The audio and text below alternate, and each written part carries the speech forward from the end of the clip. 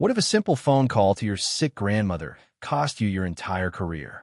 What if a moment of love and duty was misunderstood as a threat?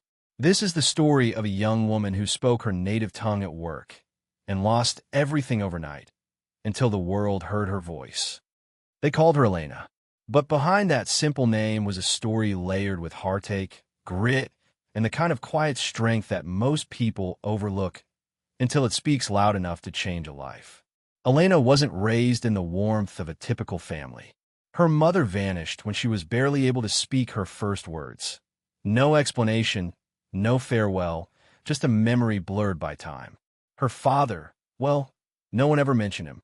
It was her grandmother who stepped forward, arms outstretched, heart wide open, to carry the weight of a child left behind by those who should have loved her most. And so, from her earliest years, Elena knew that love didn't always come from where you expected. But when it came, when it was real, it demanded everything. Her grandmother, Donna Mariella, was a small woman with quiet eyes, but her soul roared like a fire that refused to die out. She gave Elena more than a home. She gave her dignity, tradition, and the strength to hold her head high even when the world knelt heavy on her shoulders. And Elena? She never forgot. Not once. As she grew, so did the weight of her promise. She had whispered it once in her grandmother's worn hands. One day, I'll take care of you. You won't lift another finger. That's my vow. But promises, no matter how sacred, cost something. By the time she turned 23, Elena was juggling jobs like spinning plates, dishwashing in the early hours, helping a street vendor in the afternoons, and then dressing sharply for her night shift at La Estrella Blanca, one of the most exclusive restaurants in the city. It was there, under glittering chandeliers and behind fine porcelain, that she played a different role, one that demanded grace, patience, and the ability to smile even when her feet screamed in silence. Her coworkers adored her, not just because she worked hard, but because she made them feel seen.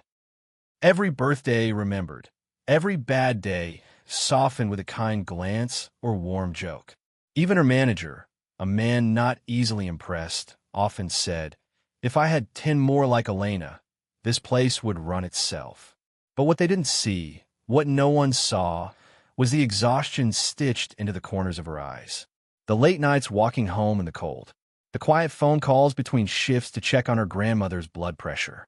The hours spent scraping coins to afford medicine, rent, and just enough rice and beans to stretch one more day. She carried the weight of 2 lives with a smile so convincing it could fool anyone. Anyone but fate. Because sometimes even the strongest hearts stumble. The morning had begun like any other, but this time there was a sharp edge to the routine. Elena's eyes fluttered open at the usual time, the pale light creeping through the curtains of the small apartment she shared with her grandmother. The apartment wasn't much. Small, worn furniture and the smell of fresh tortillas often lingering in the air. But it was theirs, and that made all the difference. But today, something was different. Her grandmother, Donna Mariella, didn't greet her with her usual smile. Instead, Elena found her sitting by the window, a tiredness in her eyes that made her feel a pang in her chest. She wasn't moving the way she usually did, slowly but with purpose. Her joints stiffened, her breathing more labored than it should have been. "Abuela, are you okay?" Elena asked, crossing the room with the practiced care of someone who knew the signs of exhaustion all too well. "I'm fine, Nina," Donna Mariella replied, though her voice betrayed her. It was softer, more fragile than Elena had ever heard before. "Just a little tired, that's all. My body isn't what it used to be." Elena's heart sank. Her grandmother had always been strong, but seeing her like this, vulnerable, brought a flood of concern. "Maybe you should stay in bed today," Elena suggested gently. "I'll take the day off and stay with you." But Donna Mariella shook her head, her hands gripping the worn fabric of the armchair, as if trying to steady herself. "You don't have to stay, Hija. Go to work. You promised me that you would take care of us." "I'll be fine." Elena hesitated. The last thing she wanted was to leave her grandmother alone, especially when she wasn't feeling well. But she also knew how much her grandmother had sacrificed to make sure she had a future. She couldn't break that promise now. I'll call you every hour, abuela. You just rest, and I'll check in with you. Elena promised, her voice firm, though her insides twisted with worry. Dona Mariela nodded, though her smile was faint, like she was trying to reassure Elena as much as herself. It's just a little cold. Nothing to worry about. You go. You'll be fine, and so will I. But Elena couldn't shake the feeling of dread clinging to her as she grabbed her apron and headed for the door. She turned back one last time before leaving, catching her grandmother's weary eyes as she waved. I'll be back soon. I love you. I love you too, mi Nina. And with that, Elena left, but the weight of uncertainty followed her every step. When she arrived at La Estrella Blanca, the hum of the bustling five-star restaurant barely registered. She was already so used to the quiet clatter of plates and the soft murmur of high society conversations that it felt like second nature. She slipped into her role, smiling at the guests as they arrived, serving them with care and efficiency. Her mind, though, kept returning to her grandmother. Each time her phone buzzed in her pocket, she felt a flicker of anxiety, but she forced herself to smile and move on. It wasn't until late in the afternoon that a strange figure arrived, an unexpected guest who had no place in her quiet, routine day. A man, tall and sharply dressed, walked through the door. He was different from a usual crowd of wealthy patrons. His posture was straight, rigid, and as he passed her by, Elena felt his gaze linger for a moment longer than was polite. It was clear that he was someone important, but who he was didn't strike her until the man stopped at one of the corner tables. The military insignia on his jacket caught her eye. He was a high-ranking general. She swallowed nervously, taking a quick breath to calm herself. She'd dealt with difficult customers before, but this man, there was something intimidating about his presence. Maybe it was the way he carried himself, or the quiet authority that seemed to emanate from him without a word. As Elena approached his table, she greeted him with the same friendly demeanor that had won her praise from other guests. Good afternoon, sir. My name is Elena. May I take your order? His gaze softened, and he nodded with a quiet smile. I'll have the steak, medium rare, and water, please. She noted the order quickly, already preparing herself to be polite and efficient. As she turned to leave, however, something happened that would change everything. Her phone buzzed in her pocket. It was a call from her grandmother. Her heart skipped a beat, and without thinking, Elena answered the call. In that split second, she spoke in her native Mexican dialect, the soft words flowing like a familiar song, one she had repeated so many times before when talking to her grandmother. Abuela, ¿cómo te sientes? ¿Estás mejor? Elena asked, her voice laced with concern. Her grandmother's reassuring voice filled her ear, and Elena felt the weight of the day's worries begin to lift. Sí, mi niña, estoy mejor. No te preocupes. Ve y trabaja. But as the words left her lips, she felt the gaze of the general on her. She looked up, her heart racing in an odd, unfamiliar way. He wasn't just watching her. He was staring, studying her. She quickly ended the call, embarrassed, but when she turned to bring him his drink, she couldn't shake the feeling that something had changed in the air. She returned to the table with his bill. She was met with a chilling silence. The general's eyes met hers, but there was no warmth. No smile, just a cold, calculating stare that sent a shiver down her spine. She handed him the bill with a polite smile, trying to shake off the strange feeling in the pit of her stomach. But as she turned to leave, he stopped her. I'd like to speak to your manager, he said, his voice low and steady. Her heart skipped. Something was wrong. The rest of the day felt like a blur. Elena had dutifully continued her work, carrying herself with the same professionalism that had earned her the respect of her coworkers and her manager. But that lingering, uneasy feeling remained. It gnawed at her as she served the last of her tables, keeping her head down, trying to ignore the knot that had settled in her stomach ever since the general's cold stare. The evening came and went in a haze, the steady rhythm of the restaurant's operations now feeling distant and mechanical. And then, just as she was about to clear her last table, she heard the unmistakable sound of her manager's voice calling her name from the back office. Elena, could you come here for a moment? Her heart sank. She hesitated for a second, wondering if it was just a routine matter. She had always been punctual, had always done her job well, but something told her that this was different.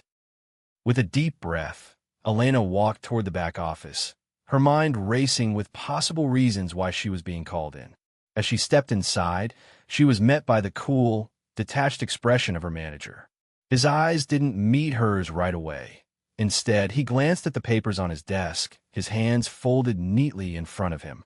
"Elena," he began, his voice flat. "I'm sorry to have to inform you of this, but you're being let go.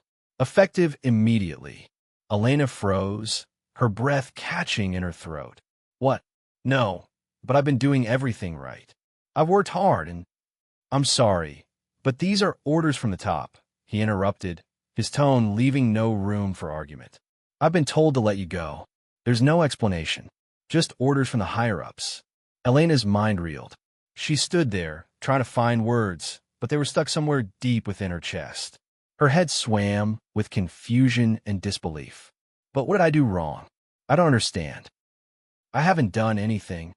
Her manager gave her a sympathetic glance, but his eyes were hard, resigned. "There's nothing you can do. It's on my hands. I am sorry." And just like that, it was over. With nothing left to say, Elena turned on her heel and walked out of the office, her feet feeling as though they were sinking into the floor with each step. The restaurant, once a place where she had felt a sense of purpose and belonging, now seemed like a distant, unfamiliar world. She could hear the buzz of conversations and the clink of silverware, but it all felt muffled and far away, as though she was underwater. She exited the building, her heart heavy with a mixture of confusion and devastation. The streets felt colder than they had ever been before, and as she walked, she couldn't help but wonder why this was happening. What had gone wrong? What had she missed?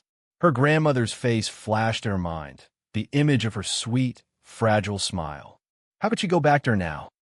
How could she face her when the one thing she had promised, to take care of them both, was slipping through her fingers?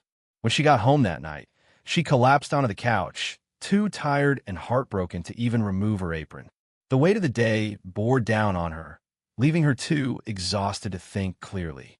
But as she sat in the dim light of her living room, she flicked on the radio to drown out her thoughts.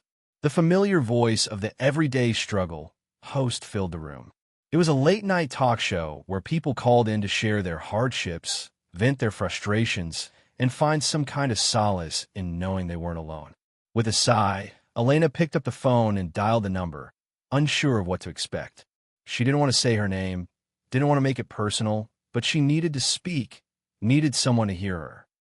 When the host picked up, she took a deep breath and spoke in a sad tone. She explained how she was unjustly fired from her job after having a phone conversion in her native language with her grandmother. "I've worked so hard, and I thought I was doing everything right. But now, I feel like I've lost everything." The host listened carefully, offering kind words of encouragement, and for a moment, Elena felt something resembling comfort wash over her. The words didn't erase the pain, but they made her feel less alone in her struggle. It was like therapy, a release she hadn't known she needed. As she ended the call and sank back in her chair, Elena didn't expect anything to come of it. It felt good to speak, to share her pain, but she knew that tomorrow would bring the same harsh reality. She didn't expect a miracle. She didn't expect anything at all. She closed her eyes, not knowing how much her life would change in the morning. The first thing Elena noticed when she woke up was the persistent buzzing of her phone. At first, she groggily reached for it, thinking it was just a notification or perhaps a text from a friend. But as her eyes focused on the screen, the flood of messages made her sit up straight in bed. Hundreds of messages, dozens of missed calls, notifications from every corner of social media. She had never seen anything like this before. In a daze, she opened the first message. It was from a number she didn't recognize. "I heard your story on the radio last night. I want to help. Please reach out." Her heart skipped a beat. She quickly checked her social media, and it was the same there. Hundreds of comments, some sympathetic, some offering job opportunities, and others even offering legal advice, telling her to pursue a case for wrongful termination. Her phone continued to buzz incessantly, but her mind was focused on the sheer number of people who had heard her story. She clicked on the link to the radio station's page, and there it was, a clip from the Everyday Struggle show, now playing for thousands of listeners. Her words were out there, being shared, discussed, and echoed across the internet. It was surreal. A flood of emotions hit her: confusion, disbelief, a sense of validation. How had this happened? How had something so painful turned into such a movement? The messages kept rolling in. Some were from people she didn't know, offering sympathy and encouragement. But then there were others, from companies, from potential employers, from people who had jobs to offer her. She couldn't believe it. A job offer came from a prestigious restaurant in the city, with the promise of better hours, higher pay, and a supportive team. Another message came from a legal firm, offering to represent her if she decided to take action against her former employer. Elena sat there, wide-eyed and speechless. It was as if the world was suddenly lifting her up, showing her that there was still hope, even after everything she'd been through. But in the midst of the whirlwind, another call came through. It was from an unknown number, her old manager's number. Her heart sank. She wasn't sure what to expect. What could he possibly want after what had happened? After everything he'd put her through? With trembling hands, she answered the call. Elena, her manager's voice came through, a bit hesitantly, as if he was nervous. I saw the clip. I just wanted to apologize. I made a mistake, and I should have never treated you the way I did. I've spoken to the higher-ups, and I want to make it right. Can you come by the restaurant? Let's work this out. Elena's breath caught in her throat. She wasn't sure how to feel. She had been fired without explanation, without any opportunity to defend herself. And now this? Was it too late for an apology? Was he genuinely trying to make amends? Or was this some sort of damage control after her story had gone viral? The thoughts ran wild in her mind, but there was one thing she knew for sure. She couldn't ignore this. The world had heard her story, but now she had to make the next decision. Should she return to the restaurant and listen to his apology? Or should she walk away, never looking back? The phone call ended abruptly, and the buzzing of her phone resumed. But as she stared at the screen, she was filled with uncertainty. The morning sun cast long golden streaks across the sidewalk as Elena stood outside the restaurant she once called her second home. Her fingers nervously twisted the strap of her purse, her heart pounding with a cocktail of uncertainty, curiosity, and lingering hurt. The building looked exactly the same, the neatly polished glass, the warm glow of the chandeliers inside. Yet it felt entirely different. It no longer held the comfort it once did. But something inside her told her to go in. She stepped through the door. Everything inside was familiar. The gleaming cutlery, the rich aroma of roasted coffee, even the soft murmur of early patrons. Yet today it all felt unreal, as though she were stepping onto a stage she hadn't rehearsed for. One of her coworkers caught sight of her and gave a quick, awkward nod. There was sympathy in their eyes, maybe even regret, but no words were spoken. She moved toward the manager's office slowly, the heels of her shoes clicking like a metronome in the silence of her mind. As she pushed open the office door, she froze. The general was there, the very same man who had smiled so charmingly when she served him, the same man who had turned cold after hearing her speak to her grandmother in her native tongue. He was seated in one of the chairs across from her manager, his posture rigid, as though bracing for a storm. Elena, the manager stood quickly, motioning her inside. Please sit. She didn't. Not yet. Her eyes were locked on the general. He stood up slowly. There was something in his face that hadn't been there before. Not the stern, calculated mask of a high-ranking official, but a softer, humbled look. His voice, when he spoke, was low and weighed down with shame. I owe you an explanation, he said. And more than that, I owe you an apology. She stayed still, arms crossed tightly over her chest. The general continued, when I overheard you speaking on the phone in Spanish, I misjudged you. I've seen and heard many things in my line of work, and I let fear and prejudice cloud my judgment. I thought, wrongly, that you were communicating with criminal groups, and I acted on that assumption. Elena blinked, stunned.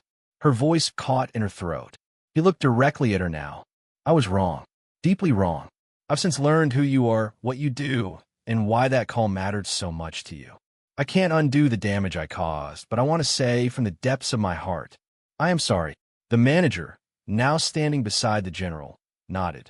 Elena, I failed you too. I should have never acted without speaking to you. I let outside pressure control my actions. You deserved better than that. There was silence, thick and heavy. And then the manager spoke again. We'd like to offer you your job back, he said. Not just that, but with a raise. A significant one. You'll have full support from us, always. We want to make things right, if you'll let us. For a moment, Elena stood motionless. Her hands relaxed, her shoulders eased, but the sting of betrayal hadn't completely left her. Still, something in her heart began to soften. She finally spoke, her voice calm but firm. You made a mistake, she said. A big one. But I also believe that people can grow from their mistakes. And I need this job. Not for me, but for someone who gave up everything to raise me. The general lowered his gaze respectfully. The manager nodded, visibly relieved. A breath she didn't know she was holding slipped from her lips. I accept, she said, and this time, a small smile formed on her face. As she left the office, the weight on her chest lifted slightly. The sunlight felt warmer than when she'd entered. It wasn't just a job she had regained. It was her dignity, her strength, and perhaps her future. She walked home briskly, her heart full. She couldn't wait to see her grandmother, to tell her everything. The raise meant medicine, comfort, peace. It meant she could keep her promise. And just as she turned onto her street, she thought quietly to herself, maybe, just maybe, this whole painful detour was a blessing in disguise. If this story touched your heart, like, share, subscribe, and turn on the notification bell for more powerful, soul-touching stories that restore faith in humanity.